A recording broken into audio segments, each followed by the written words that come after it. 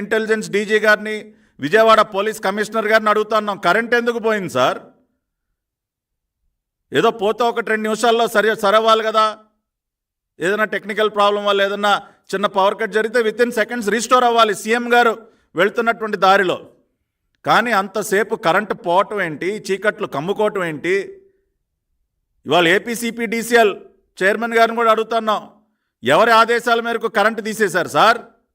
Central power distribution company chairman గారు మీరు జవాబు చెప్పండి.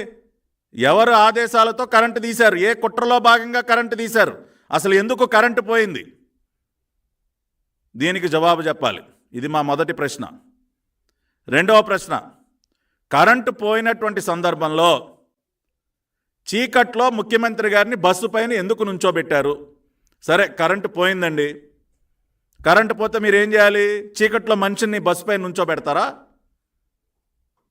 తక్షణమే ఆయన్ని బస్సులో కూర్చోబెట్టి, బస్సులో బ్రహ్మాండమైన లైట్లు ఉన్నాయి కదా, ఆయన ఫ్రంట్ సీట్లో కూర్చుంటే బ్రహ్మాండంగా లైట్లు ఆయన ముఖం మీద పడతాయి కదా. కరెంటు పోవటం ఏంటి? చీకట్లో ముఖ్యమంత్రి గారిని బస్సు పైన నుంచోబెట్టడం ఏంటి? ఇది మా రెండో ప్రశ్న. ఇది అనుమానాలకి తావివ్వట్లేదా? కుట్రలో భాగంగానే కరెంటు కట్ చేసి ముఖ్యమంత్రి గారిని బస్సు పైన నుంచోబెట్టారా? మా మూడో ప్రశ్న,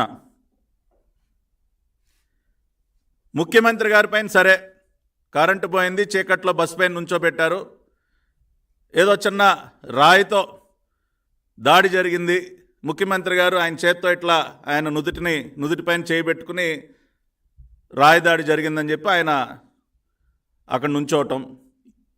అక్కడ భద్రతా సిబ్బంది ఆయన చుట్టూ ఉన్నప్పుడు అటువంటి దాడి జరగగానే ఏ వీవీఐపీ పైన, ఏ Z+ కేటగిరీ సెక్యూరిటీ ఉన్నటువంటి ఏ వ్యక్తికైనా, ముఖ్యమంత్రి స్థాయిలో ఉన్నటువంటి వ్యక్తి చుట్టూ ఉన్నటువంటి భద్రతా సిబ్బంది చేతిలో బుల్లెట్ ప్రూఫ్ షీట్స్ ఉంటాయండి.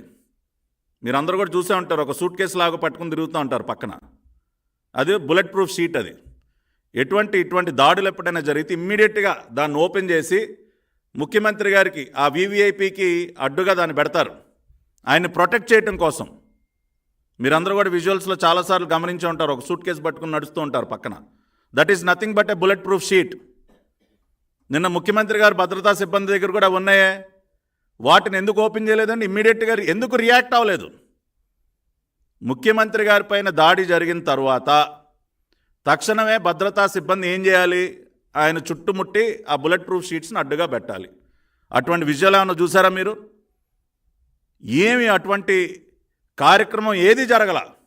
ఎందుకని? ఏ కుట్రలో భాగంగా భద్రతా సిబ్బంది